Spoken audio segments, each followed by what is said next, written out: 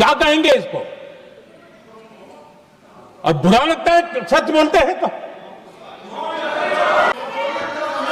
9 तारीख को रात को अमेरिका के उपराष्ट्रपति जी ने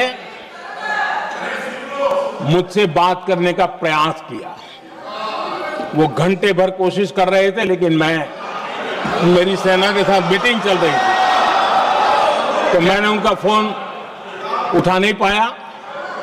बाद में मैंने उनको कॉल बैक किया। मैंने कहा कि आपका फोन था, 3-4 बार आपका फोन आ गया, क्या है? तो अमेरिका के उपराष्ट्रपति जी ने मुझे फोन पे बताया कि पाकिस्तान बहुत बड़ा हमला करने वाला है, ये उन्होंने मुझे बताया। मेरा जो जवाब था, जिनको समझ नहीं आता है उनको तो नहीं आएगा,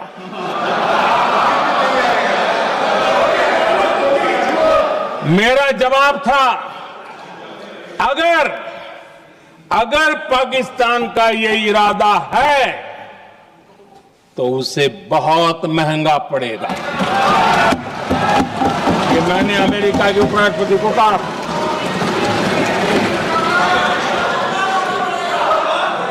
अगर पाकिस्तान हमला करेगा तो हम बड़ा हमला कर करके जवाब देंगे, ये मेरा जवाब था।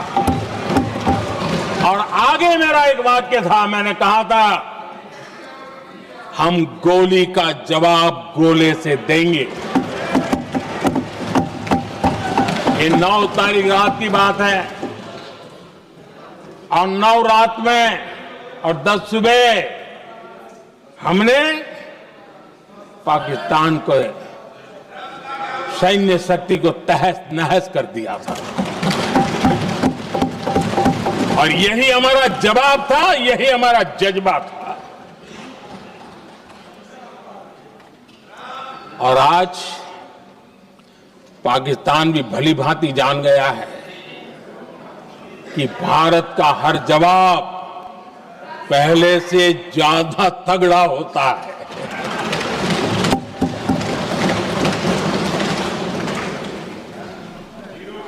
उसे यह भी पता है कि अगर भविष्य में नौबत आई तो भारत आगे कुछ भी कर सकता है। और इसलिए मैं फिर से लोकतंत्र के इस मंदिर में दोहराना चाहता हूं, ऑपरेशन सिंदूर जारी है।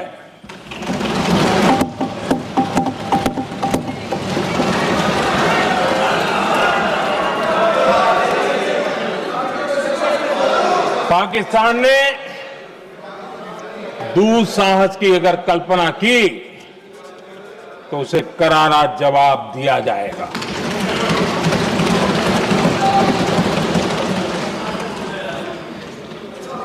आदरणीय अध्यक्ष जी, आज का भारत आत्मविश्वास से भरा हुआ है। आज का भारत आत्मनिर्भरता के मंत्र को लेकर के पूरी शक्ति के साथ तेज गति से आगे बढ़ रहा है। देश देख रहा है भारत आत्मनिर्भर बनता जा रहा है। लेकिन देश ये भी देख रहा है कि एक तरफ तो भारत आत्मनिर्भरता की ओर तेज गति से आगे बढ़ रहा है, लेकिन कांग्रेस मुद्दों के लिए पाकिस्तान पर निर्भर होती जा रही है।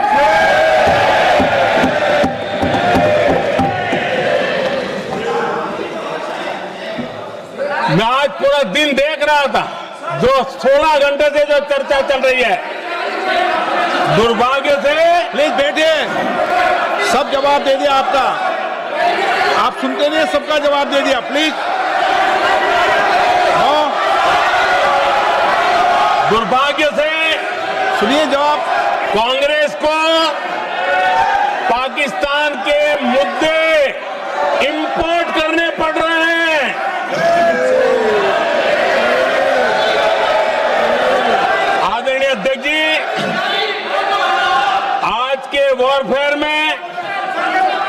इंफॉर्मेशन और नैरेटिव्स की प्लीज बैठिए। बहुत बड़ी भूमिका है।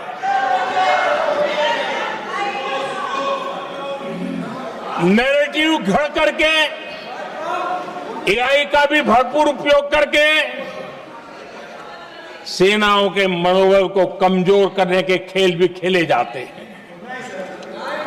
जनता के अंदर अविश्वास पैदा करने के भी भरपूर प्रयास होते हैं। दुर्भाग्य से कांग्रेस और उसके सहयोगी पाकिस्तान के ऐसे ही प्रपंच के प्रवक्ता बन चुके हैं।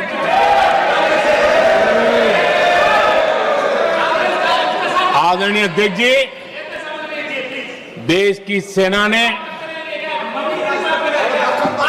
आदरणीय अध्यक्ष जी, ये तरीका है देश आपका? की सेना ने, बैठिए बैठिए। देश की सेना ने सर्जिकल स्ट्राइक की।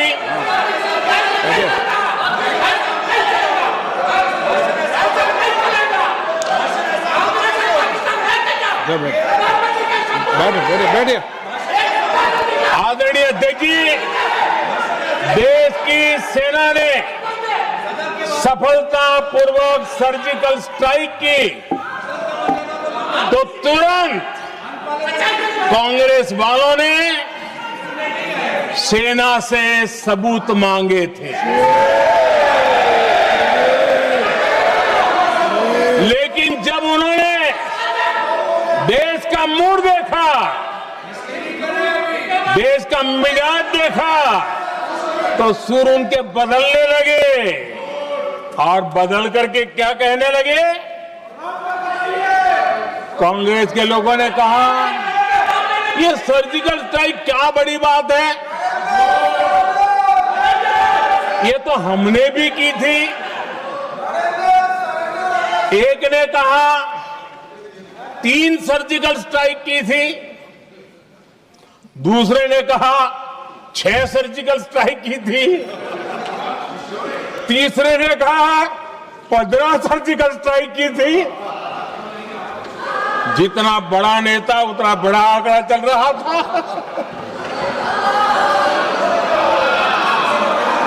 आदरणीय अध्यक्ष जी, इसके बाद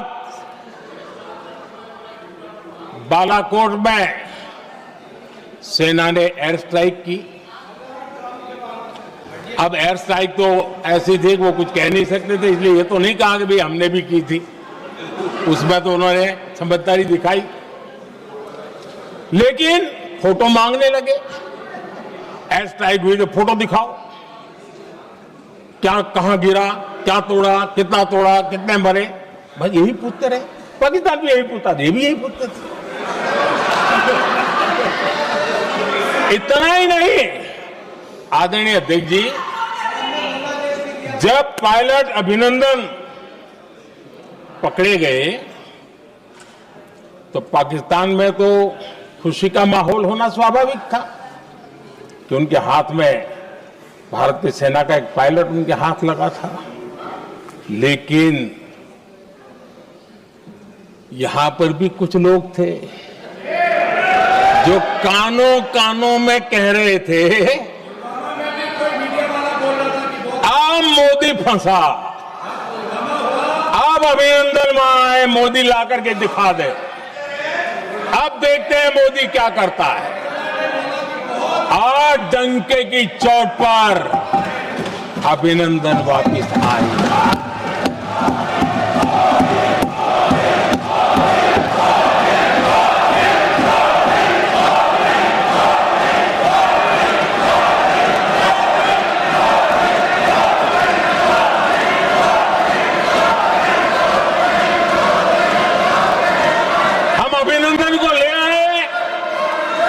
तो इनकी बोलती बंद हो गई। इनको लगा यार कि नसीब वाला आदमी है, हमारा हथियार हाथ से निकल गया। तो फिर इनको लगा वाह, बड़ा मुद्दा हाथ में आ गया है, अब मोदी फंस जाएगा। अब तो मोदी की फजीयत जरूर होगी और उनकी इकोसिस्टम ने सोशल मीडिया में बहुत सारी कथाएं वायरल की कि ये बीएसएफ के जवान का क्या होगा, उसके परिवार का क्या होगा, ये वापस आएगा, कब आएगा, कैसे आएगा, न जाने क्या क्या चला दिया। आदरणीय अध्यक्ष जी, बीएसएफ का वो जवान भी आन बान शान के साथ वापस आया।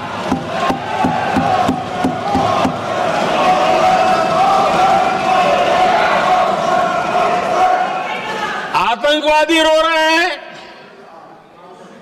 आतंकवादियों के आका रो रहे हैं और उनको रोते देखकर यहां भी कुछ लोग रो रहे हैं।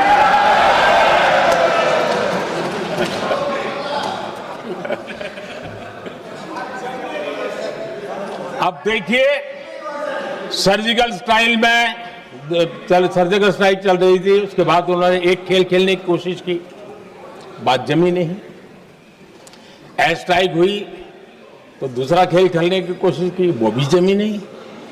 जब ये ऑपरेशन सिंदूर हुआ तो उन्होंने नया पैंतरा शुरू किया। और क्या शुरू किया? रोक क्यों दिया? पहले तो मानने को तैयार नहीं थे कि मुक्त करते, अब कहते रोक क्यों दिया। वारे बयान बहादुरों,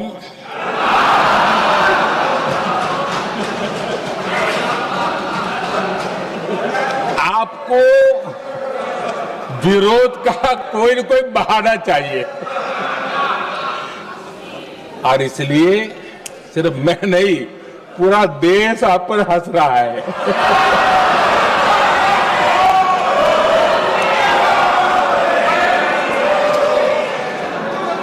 आदरणीय अध्यक्ष जी, सेना का विरोध, सेना के प्रति एक पता नहीं नेगेटिविटी, ये कांग्रेस का पुराना रवैया रहा। देश ने अभी अभी करगिल विजय दिवस मनाया, लेकिन देश पूरी तरह जानता है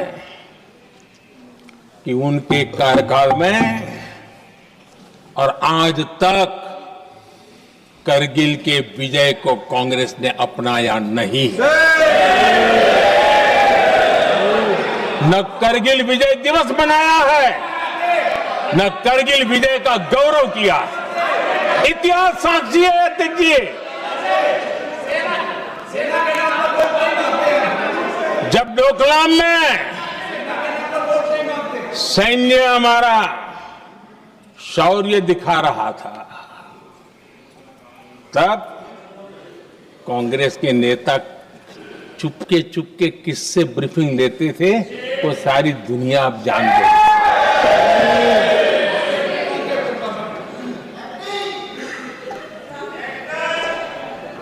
आप निकाल दीजिए पाकिस्तान के सारे बयान और यहां हमारा विरोध करने वाले लोगों के बयान, फुल स्टॉप। क्या कहेंगे इसको? और बुरा लगता है सच बोलते हैं तो। पाकिस्तान के साथ सुर में सुर मिला दिया जाता है।